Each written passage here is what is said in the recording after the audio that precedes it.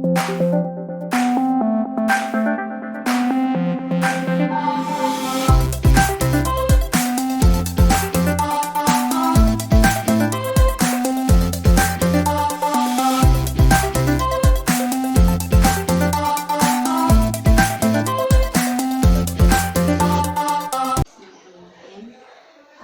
warahmatullahi wabarakatuh, Pak. Waalaikumsalam warahmatullahi wabarakatuh. Bagaimana kabarnya Pak hari ini? Alhamdulillah sehat, baru saja tadi menandatangani jasa. Masya Allah. Alhamdulillah Yang ya. bisa dibantu? Begini Pak, mohon izin Pak dulu sebelumnya Pak ya. Ini untuk melakukan wawancara, saya ingin melakukan wawancara kepada Bapak terkait dengan tugas saya pada program pendidikan guru penggerak di modul 3.1 tentang pengambilan keputusan berbasis nilai kebajikan sebagai pemimpin pembelajaran. Begini Pak ya, seperti yang kita ketahui Pak, itu dalam kehidupan sehari-hari kita itu kan baik itu di masyarakat, kemudian di rumah, khususnya pada lingkungan kerja di satuan pendidikan kita itu kita seringkali dihadapkan situasi yang membawa dilema etika dan juga rujukan moral. Nah, begini Pak. Seperti yang kita ketahui sendiri, dilema etika itu merupakan situasi yang terjadi ketika seseorang itu harus memilih antara dua pilihan, di mana kedua pilihan tersebut itu secara moral benar, tapi itu bertentangan Pak ya.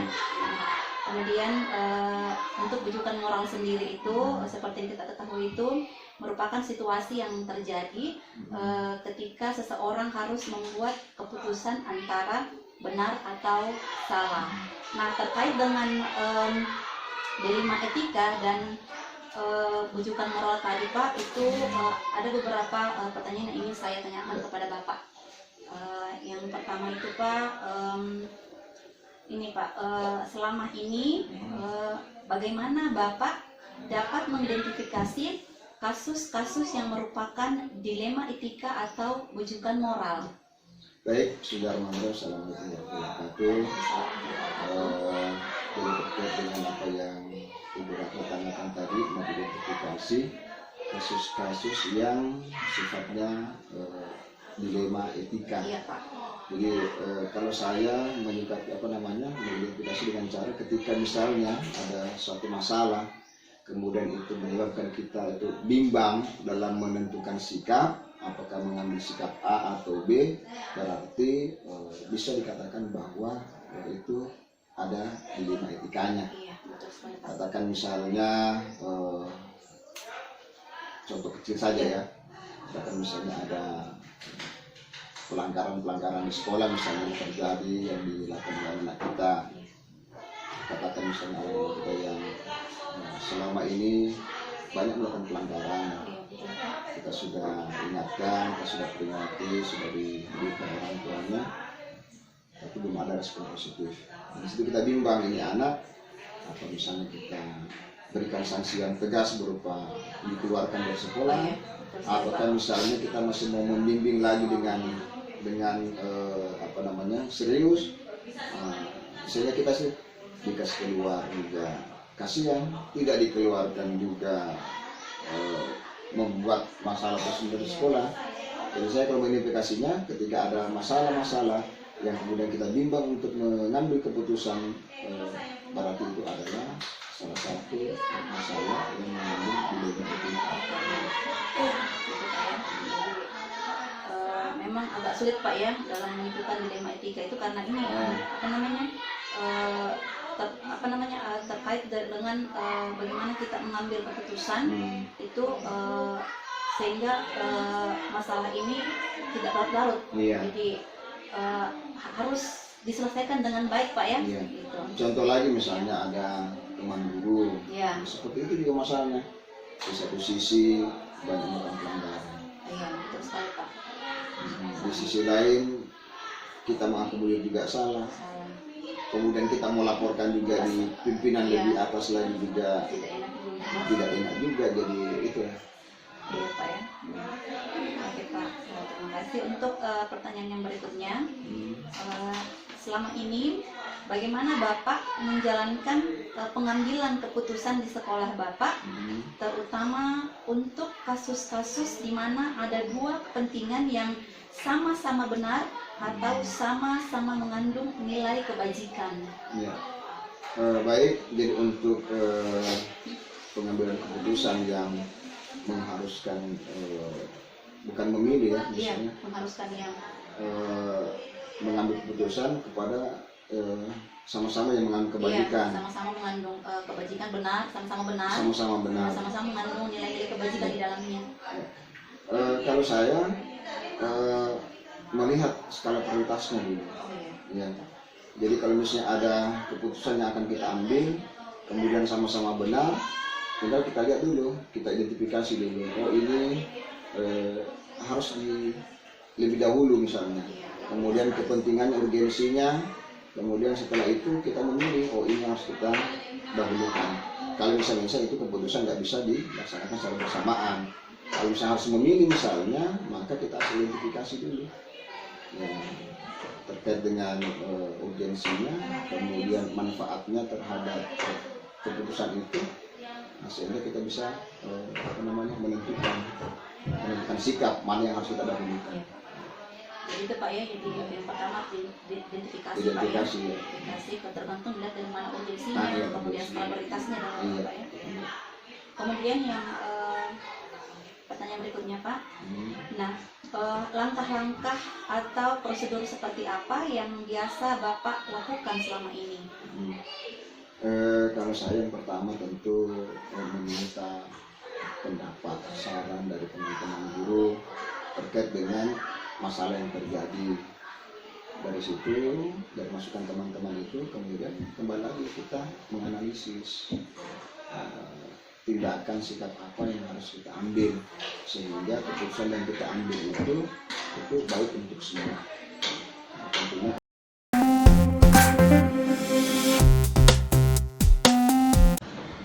Assalamualaikum warahmatullahi wabarakatuh, Pak Kepala Sekolah. Waalaikumsalam, Bu Rata. Bagaimana kabarnya hari ini Pak? Alhamdulillah, baik. Insya Allah. Mohon izin Pak ya, untuk melakukan wawancara terkait tugas saya pada program pendidikan guru penggerak di modul dari 1, pengambilan keputusan berbasis nilai kebajikan sebagai pemimpin pembelajaran. Nah, seperti yang kita ketahui Pak, dalam kehidupan sehari-hari itu, baik itu lingkungan masyarakat, rumah, khususnya pada lingkungan kerja di satuan pendidikan kita, itu kita seringkali dihadapkan yang namanya itu dilema etika atau rujukan moral. Nah, sedikit Pak yang kita ketahui seperti kita ketahui bersama bahwa dilema etika itu merupakan situasi yang terjadi ketika seseorang harus memilih antara dua pilihan di mana kedua pilihan secara moral itu benar tetapi itu bertentangan. Nah, untuk rujukan moral sendiri itu merupakan situasi yang terjadi ketika seseorang harus membuat keputusan antara benar atau salah. Seperti itu Pak ya. Izin untuk kembali pertanyaan Pak. Ya. Nah, ini ada beberapa. Susah pertanyaannya. Ya, yang tadi Pak, gampang sih Pak. Tapi pertanyaan yang ingin saya ajukan yang pertama adalah selama ini bagaimana Bapak dapat mengidentifikasi kasus-kasus yang merupakan dilema etika atau rujukan moral? Ya, terkait tentang itu masalah-masalah yang ada di sekolah ini kan kita ada beberapa cara untuk mengetahui. Mungkin terkait terkadang itu datang dari guru, laporan dari guru, kadang datang dari laporan orang tua siswa, kadang juga terkadang datangnya dari siswa sendiri atau dari masyarakat. Banyaklah hal-hal yang terkait masalah-masalah seperti itu. Gitu Pak ya. Kemudian yang kedua, dan berikutnya Pak ya. Nah, selama ini bagaimana Bapak menjalankan pengambilan keputusan di sekolah, terutama untuk kasus-kasus di mana ada dua kepentingan yang sama-sama benar atau sama-sama mengandung nilai kebajikan? Ya. Jadi cara kita ini kan kita berjenjang. Jadi kalau misalkan masalah itu datangnya dari siswa, laporan dari siswa, maka tentu diidentifikasi awal dari wali kelasnya, terus kemudian guru BK-nya, lalu kemudian kesiswaan. Nah, setelah itu dalam proses ini kalau memang tidak selesai, itu kemudian mereka melaporkan ke kepala sekolah. Nah, dan di tentang kepala sekolah kalau ini hal ini tidak selesai dalam pengambilan keputusan ini kita rapatkan secara bersama-sama karena keputusan tertinggi itu ada di forum rapat. Begitu Pak ya, jadi harus diselesaikan dari awal dari wali kelas Pak ya. Siap. Kemudian kesiswaan, Ya. kemudian ketika tidak bisa diselesaikan, kemudian masuk ke kepala sekolah dan Ya. ketika misalnya juga tidak bisa diselesaikan itu kita Bapak datang rapat ya, Ya. rapat di sekolah. Oke Pak, lanjut ke yang berikutnya Pak ya. Nah, ini terkait langkah-langkah atau prosedur seperti apa yang biasa Bapak lakukan selama ini dalam pengambilan keputusan? Langkah-langkahnya saya setelah kita lihat berjenjang, ya, ini kan anak kita ini melihat kondisinya, permasalahannya seperti apa, terkait tentang hal-hal jadinya etika tadi itu, kita lihat dulu dari datanya anak ini, seperti apa kondisinya, kondisi keluarganya seperti apa. Kita identifikasi dulu, kita eksplorasi dulu, setelah kita mengetahui permasalahannya, itulah kemudian kita cari solusinya dari masalah itu. Karena tentu apapun masalahnya tentu ada penyebabnya. Itulah yang kita lakukan selama ini seperti itu. Itu Pak ya. Jadi yang pertama itu kita cari tahu data anak atau profil anak kan, kemudian kita identifikasi dan kemudian kita carikan solusi Pak ya. Oke. Next, pertanyaan berikutnya Pak ya. Hal-hal apa saja yang selama ini Bapak itu anggap efektif dalam pengambilan keputusan pada kasus-kasus dilema etika? Seperti apa? Hal-hal apa saja yang selama ini Bapak anggap efektif dalam pengambilan keputusan pada kasus-kasus dilema etika, terlepas dari kasus-kasus yang mungkin ada di sekolah Bapak itu yang pengambilan keputusan yang paling Bapak anggap sangat efektif. Oh, iya. Gitu. Jadi tentu yang paling efektif itu adalah keputusan bersama. Iya.